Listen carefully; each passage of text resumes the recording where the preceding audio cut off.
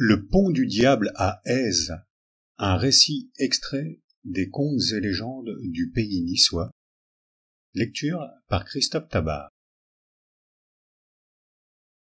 Messire Satan eut au Moyen-Âge la réputation d'un grand architecte et surtout d'un habile constructeur de ponts. C'est ainsi qu'on rencontre en Suisse, en Corse et en maints autres lieux tels ponts antiques en dos d'âne, hardiment jetés par-dessus un ravin profond, et que la tradition fait surnommer le pont du diable.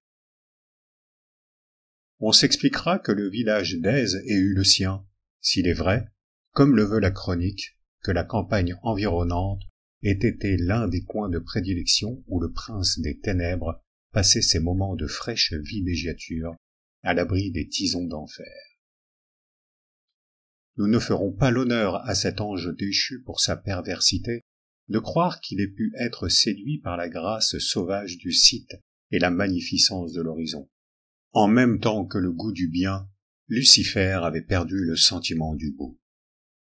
Nous préférerions penser, avec beaucoup d'autres, qu'Èze lui tenait au cœur pour avoir perpétué le nom d'Isis et le souvenir d'un temple où il avait eu jadis la joie de voir cette fausse divinité recueillir les offrandes de la colonie païenne établie dans ces lieux. Peut-être aussi les vestiges qui ont laissé les Sarrasins, ces plus forcenés suppôts, l'attachaient-ils à cet étrange rocher taillé en pyramide et tout déchiqueté comme par le ciseau de ces démons, où l'étendard surmonté du croissant avait longtemps flotté, dominant les rivages qu'on appelle, pour cette raison ou pour une autre, la petite Afrique et la plaine bleue de la Méditerranée à perte de vue. Mais il est une autre supposition qui ne manque pas de vraisemblance pour qui connaît le pays et les gens, c'est qu'une paroisse dont les ouailles sont réputées indolentes entre toutes, n'était pas pour déplaire au diable, qui retient plus facilement sous sa domination les esprits engourdis par la paresse. Quoi qu'il en soit, un beau samedi, l'ennemi des hommes se tenait en observation derrière un arbrisseau de la campagne d'Èze, en face précisément du piton où s'élève encore l'église au pied du château fort ruiné, lorsqu'il entendit, à 2 pas, un villageois grommeler entre ses dents « La peste soit du vallon qu'il nous faut traverser en plein soleil pour aller demain à la grand-messe. Ne verra-t-on jamais les 2 monts reliés par quelques passerelles qui épargnent à nos pauvres jambes 2 descentes et 2 montées pour chaque office? Ou faudra-t-il que les gens de notre hameau fassent les frais d'une chapelle à construire ici près, pour leur usage? Pas la peine, aboya une vilaine créature, dont on distinguait à travers le feuillage les yeux d'un rouge de feu, le corps tout noir et la queue frétillante comme celle d'un chien. Serais-tu par hasard le grand diable d'enfer? Demanda l'homme, qui n'ignorait pas la fréquente présence du rôdeur dans ces parages. Si tu l'es vraiment, c'est une belle occasion de manifester ta puissance que de nous faire cadeau, pour demain matin, d'un pont de 200 toises de long et de 50 de haut. Qu'en dis-tu, ta seigneurie? Que tu es un peu pressé, l'ami. Laisse-moi du moins le temps de dresser mes plans et devis, de réunir mes matériaux, mes maçons et mes charpentiers. Bast! Ce n'était pas la peine de te faire baptiser le malin si tu n'es qu'un architecte à la douzaine. Nous nous trouverons mieux d'en commander un autre pour avoir notre chapelle que de compter sur tes offices et artifices pour obtenir cette passerelle.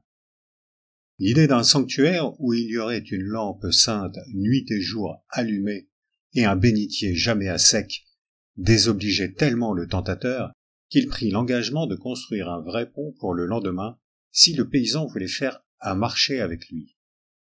Au demeurant, les conditions du grand architecte étaient bien moins léonines que celles de ses petits confrères mortels. Pourvu qu'il pût faire main basse sur la première âme vivante qui traverserait le pont, il se tenait pour rémunérer d'un si gros travail. Le paysan consentit sans sourciller à cette espèce de meurtre, mais l'autre, tout malin qu'il fût, eut tort de s'en frotter les griffes à l'avance, comme s'il avait affaire à un sot.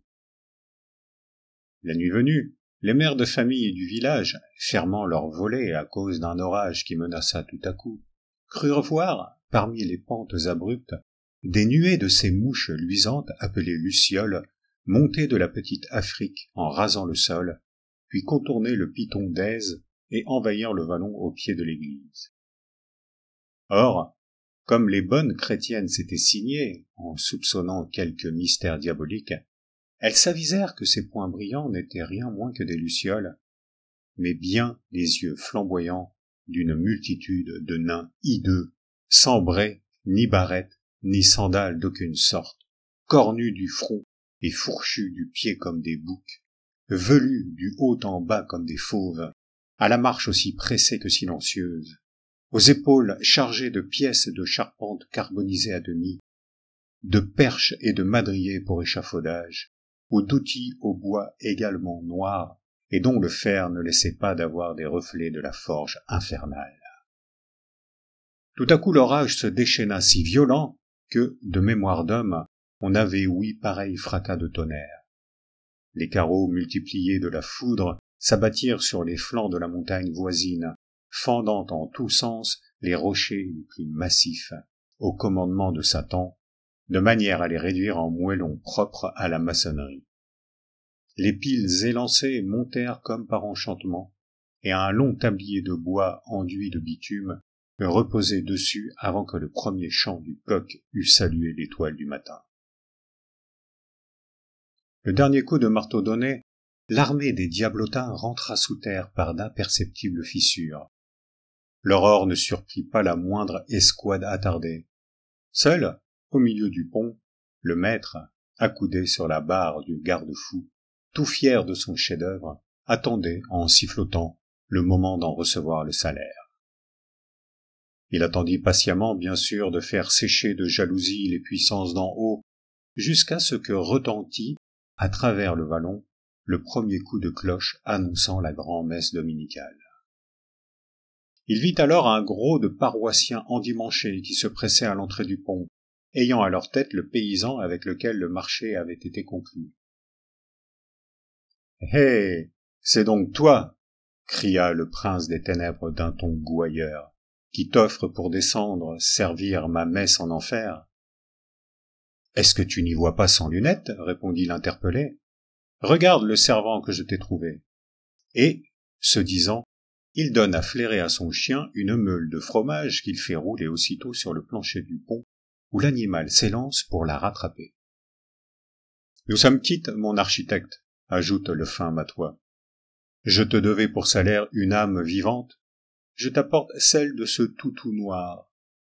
Tu ne te plaindras pas si elle est mieux à ton image et ressemblance que l'âme d'un fidèle chrétien n'obéissant qu'à la voix de Dieu. » Satan quitta le garde-fou, se dressant au milieu du pont de toute sa hauteur qui sembla soudain colossale.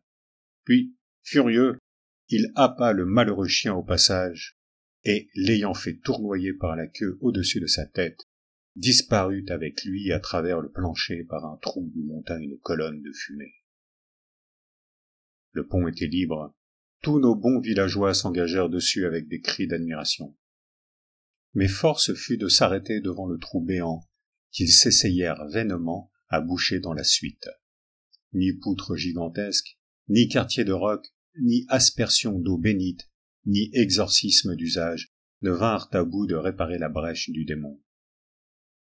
Nul Aisois ou Aisoise, nul marchand ou pèlerin, nul piéton ou cavalier ne franchit donc le pont du diable, et les malavisés qui s'opiniâtrèrent à tenter le passage ne revirent plus la terre ferme, tant et si bien que, pour éviter de nouveaux malheurs, en fermant le soupirail d'enfer, on résolut d'y jeter tous les débris du pont après l'avoir démoli de fond en comble. Il en coûta, dit-on, autant d'années de travail qu'il avait fallu d'heures pour le construire. On y gagna du moins ceci, que le tentateur, tout mortifié et penaud d'avoir été ainsi berné par un petit paysan d'Aise, renonça pour de longs siècles à sa villégiature de prédilection. C'est de nos jours seulement qu'il a réélu domicile dans les environs, en regard d'une presqu'île enchantée, sur le port du dieu païen Hercule, où il a réussi à faire dresser un temple au démon du jeu.